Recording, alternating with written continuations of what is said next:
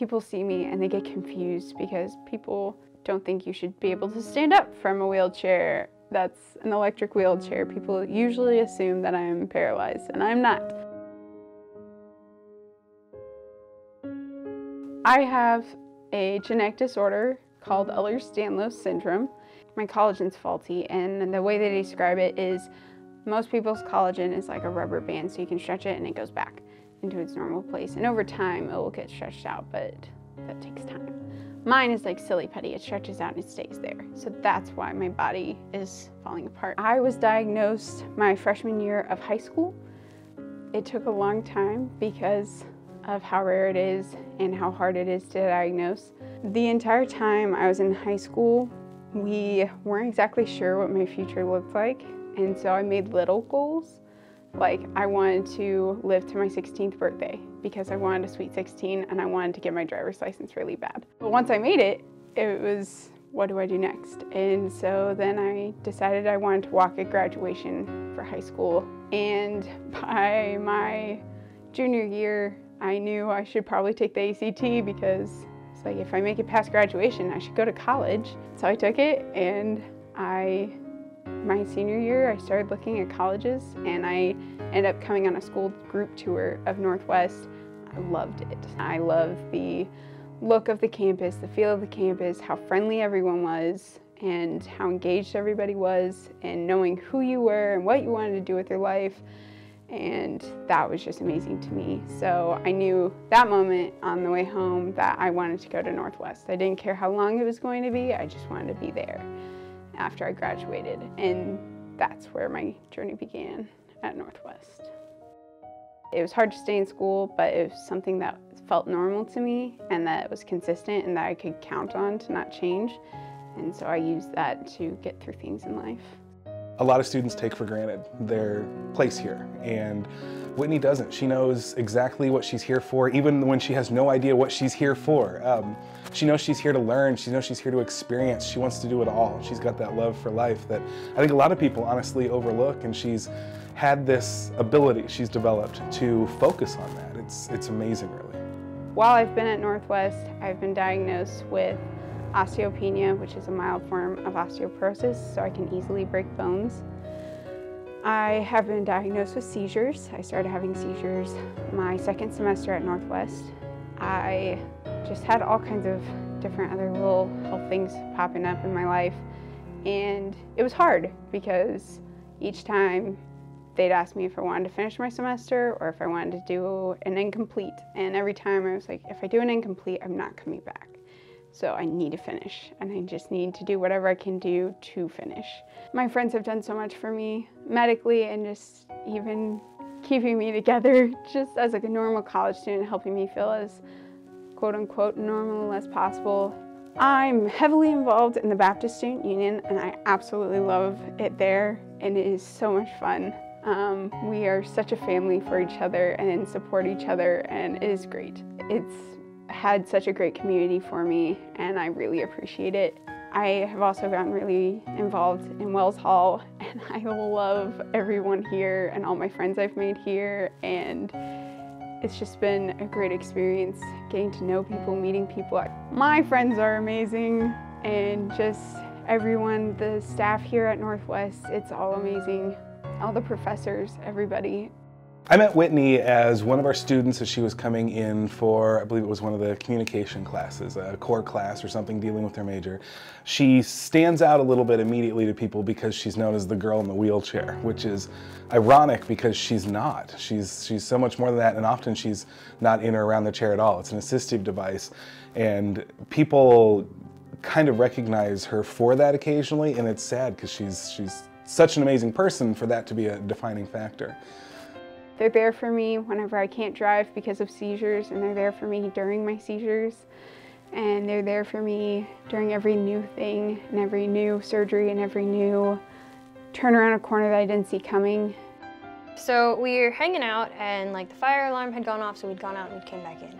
And we were watching Netflix, and she goes, "Hey, do you hear this like loud ringing noise?" And I'm like, "No, like the fridge does that," but like, she goes, "No, it's like sudden." And I'm like, "No." She goes, "All right, I'm gonna have a seizure." And I'm like, "All right, so like she goes, I'm just gonna lay here on the floor, and what you're gonna do is you're gonna keep me on my side. You're gonna just like stay calm and like call the ambulance and just do these things. And I'm like, all right, well, let me go get another person because I don't know what I'm doing. I've never seen a seizure. I've never been around a seizure. She goes, yeah, it's kind of scary. And I'm like, that's fantastic. And so I had enough time to call one of the RAs on duty. And so she came up, and then my RA who was on duty with her, they call, and like just about as they call, she starts to seize. And so like I'm behind her keeping her up, and they're just like talking to her, and I'm kind of freaking out on the inside, but like I'm not showing that at all. So it gets over, and she's a little like not really like quick on the response, but like they load her up on the gurney. So they take her out, and Riley and I follow along, and Riley was one of the friends I called to like take me with you. So yeah, we ended up at the ER, and that was actually one of the shorter nights at the ER. I don't know what I would do without them and their support. And my professors are so supportive, and the staff are so supportive. The landscape crew knows my schedule, and so they go and make sure all my sidewalks are clear on the way to classes so that I don't run into any problems. And I don't know any other campus that would do that for me and look that far ahead for me. And they just support me in so many different ways. Something that motivates me personally is that I've lived this long. And so I don't want to waste a day, and I don't want to waste a minute. I don't want to waste an hour. I don't want to waste any time. I want to do everything I can to make every moment meaningful and to use everything that I have to the best that I can, because I know in a second things can be taken away from me, and that's hard. And you can either choose to live a life in fear or in a life in adventure, and I'd rather live it as an adventure and run for every possibility that I can take and latch onto. I know God has a plan for me, and I know He has a purpose for my life, and I don't want to waste any time. And it's been such a gift to live, and I know what that feels like. Her positivity is just amazing. Something will happen, and she'll be texting me the next day, like, hey, are you okay? Or like this and that, and really she's the one that we should be checking on, and it's amazing. And so why not be excited and happy in the moment? I mean, of course I have my ups and downs, and my friends can tell you I have my bad days. Obviously, Whitnee's health problems give her good days, they give her bad days, and knowing her pretty well, you know, we can look at her and kind of know which one is which, but you would never know it from her face. She's just radiant, and when she smiles, she lights up the place. She's one of those people that if you haven't taken the time to get to know her better, you are missing out. I still just try and pull myself together, because I sometimes think, what if that's my last day? And I don't want to end on a bad note.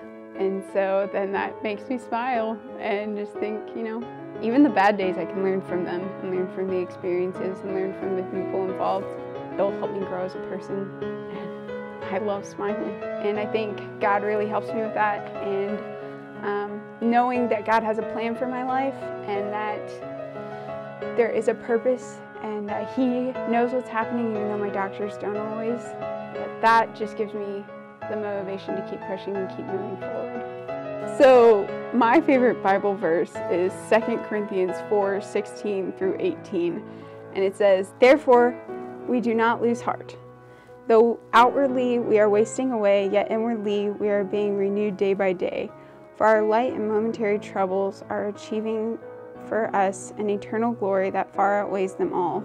So we fix our eyes not on what is seen, but on what is unseen. Since what is seen is temporary, but what is unseen is eternal." Outwardly, I am wasting away. My body is falling apart. That's hard for me to handle sometimes, but it says that inwardly we are being renewed day by day, and that's because of Christ, and that just excites me so much. The same idea as one day I'm going to have a perfect body, and that's all that matters to me, because my time on earth is a just moment in eternity. And thinking about that and thinking about the pain I go through and the unknown that I go through, knowing that it's a moment in eternity makes it all seem so small. And that's, I think, also how I can stay so positive through my health. I don't have a good reaction to certain types of anesthetic, and so sometimes they prefer me to be awake during different surgeries and procedures. And so that's really hard to do, especially when you're 14 years old and you're going in and you know it's going to be 45 minutes to an hour long. But I love math because 2 + 2 will always equal 4, and it's consistent, and it's the only consistent thing in my life. And I can always count on it to always be that way. So what I do is I go into the procedure and I ask them how long it's going to take. And if they say 45 minutes, when they start the procedure, I say 45 minutes. And I say, which will be 4.5 minutes, which will be 45 seconds, which will be 4.5 seconds. In a glimpse of eternity, it's nothing. And then I start over until it's over. And I say 45 minutes, 4.5 minutes, 45 seconds, 4.5 seconds. In a glimpse of eternity, it's going to be nothing.